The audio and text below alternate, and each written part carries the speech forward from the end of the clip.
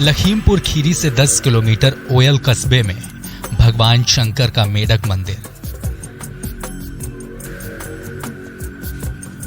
भगवान शिव का यह एक तांत्रिक मंदिर है, इसलिए तंत्र मंत्र की साधना करने वाले खीरी से योगियों का यहाँ ओयल जमावड़ा लगा रहता है। भगवान शंकर का मेढक मंदिर। इस मंदिर के बनने की भगवान शिव का यह एक तांत्रिक मंदिर है, इसलिए तंत्र मंत्र की साधना करने वाले योगियों का यहाँ जमावड़ा लगा रहता है। इस मंदिर के बनने की कहानी हम आपको बताएंगे, लेकिन उससे पहले यह जान लीजिए कि इस मंदिर का नाम मेढक मंदिर क्यों पड़ा।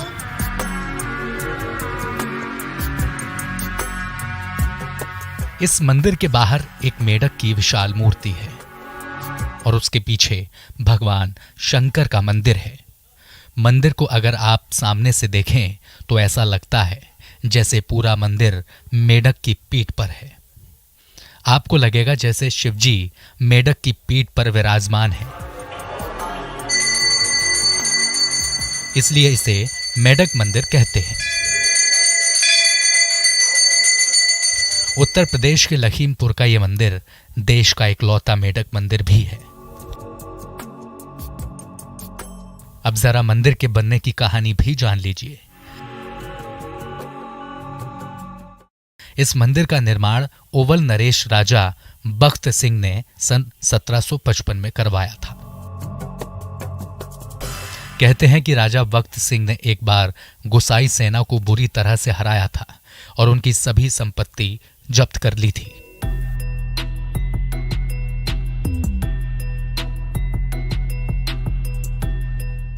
चूंकि गुसाई सेना के अधिकांश लड़ाके ब्राह्मण थे और ब्राह्मणों का धन राजकोष में नहीं रखा जा सकता था, इसलिए राजा ने उन पैसों से एक मंदिर बनवाने की ठानी। कहते हैं कि मंदिर का शिवलिंग नर्मदा नदी से अपने आप प्रकट हुआ था और उसी शिवलिंग की यहाँ स्थापना की गई है।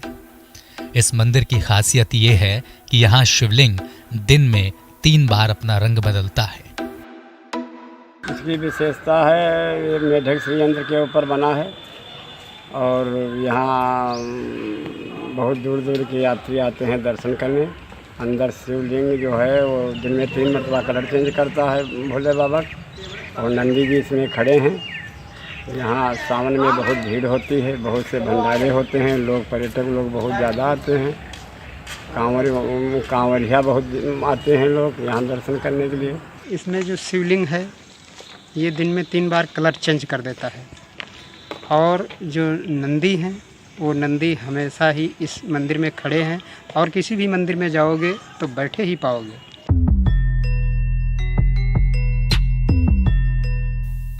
इस मंदिर को तांत्रिक मंदिर क्यों कहा जाता है ये भी जान लीजिए। महादेव मंदिर के शीर्ष पर नटराज की मूर्ति के साथ एक तांत्रिक चक्र है। इस चक्र की खासियत यह है कि यह सूरज की दिशा के साथ साथ घूमता है। यह चक्र सोने और चांदी का बना था और पूर्ण चंद्रकार था, लेकिन कुछ सालों पहले कुछ चोर इसका आधा हिस्सा चोरी कर ले गए। और तांत्रिक यंत्र ऊपर लगा है, वो जिधर सूर्य नारायण जाते हैं उधर वो चलता रहता है। ये जिधर नारायण जी जाएंगे उधर जाता तांत्रिक यंत्र है, वो तांत्रिक विद्वानों ने लगाया है, तब से बराबर चल रहा है। चोर आधा काट ले गए हैं, लेकिन तब भी अभी चलता है वो अपने।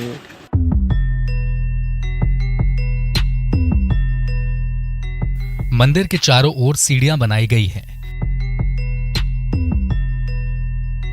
साथ ही मंदिर की रक्षा के लिए 4 स्तंभों का भी निर्माण इस मंदिर की प्रमुख विशेषता है। हर स्तंभ के ऊपर तक जाने के लिए टेढ़ी मेढ़ी सीढ़ियों का निर्माण किया गया है। पहले इन स्तंभों का इस्तेमाल किले की तरह होता था और राज के सैनिक इन्हीं स्तंभों पर खड़े होकर मंदिर और राजा की हवेली की रक्षा करते थे। राजा की हवेली इस मंदिर के पास ही है। राजा ने अपनी हवेली और मंदिर के बीच एक गुप्त सुरंग बनवाया था।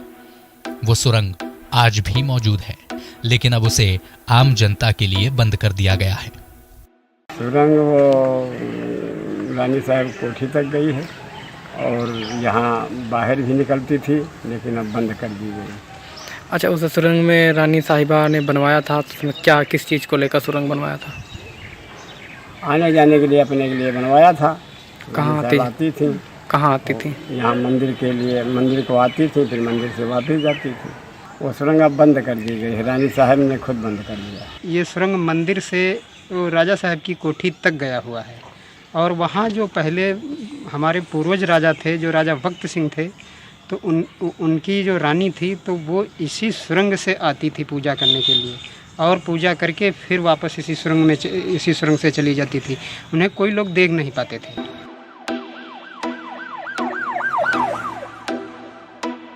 इस मंदिर की एक खासियत और है। यहाँ भगवान शिव के वाहन नंदी की प्रतिमा खड़ी अवस्था में है, जबकि हर जगह नंदी को बैठे हुए दिखाया जाता है। इसके पीछे क्या आस्था रही होगी, ये अभी तक कोई नहीं समझ पाया है।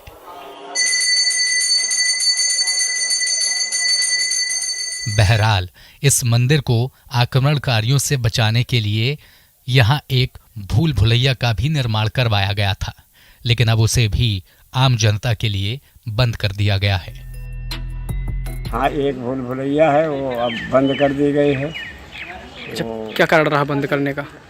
उसमें यानी लोग गुम हो जाते, घुस जाते थे, निकलते नहीं थे, उसने इसीलिए बंद कराई दिया है। अच्छा अच्छा।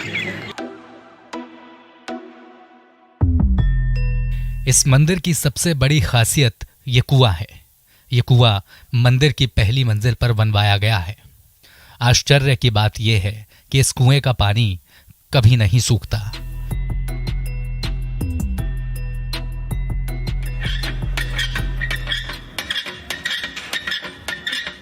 इस मंदिर में आने वाले श्रद्धालु पहले इस कुएं के पानी से पवित्र होते हैं, उसके बाद ही मंदिर के गर्भगृह तक जाते हैं। कुआं का जल कभी कम नहीं पड़ता है। अच्छा। हाँ, और कुआं से लोग किस यूज में कुआं लिया जाता है? ये जल भगवान के ऊपर चढ़ाने के लिए निकाला जाता है, सफाई होती है इससे। शिवरात्रि के समय इस मंदिर में भक्तों का तांता लगा रहता है।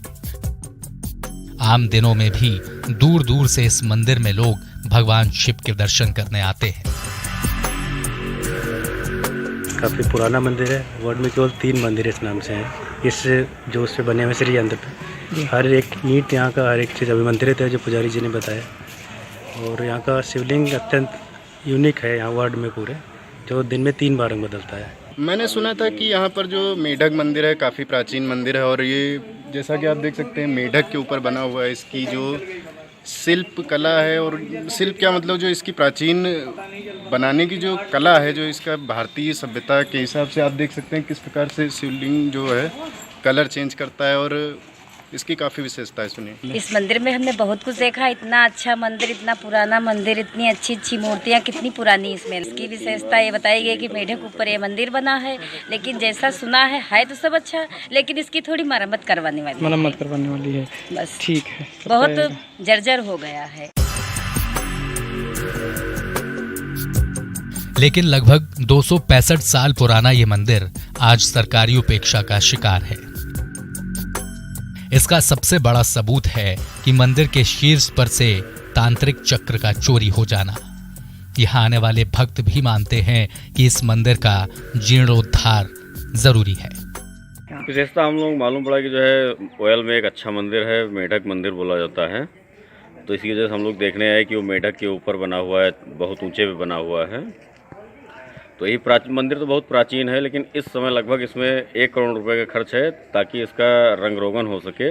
तो और मंदिर में फिर एक पर्यटन हो जाएगा, पर्यटक स्थल ओयल में लाखों श्रद्धालु आनंद लेंगे इसका। सबसे बड़ी विशेषता ये है कि यहाँ सीढ़ियाँ जो हैं, सीढ़ियाँ कम है, ऊंचाई पे ज़्यादा हैं।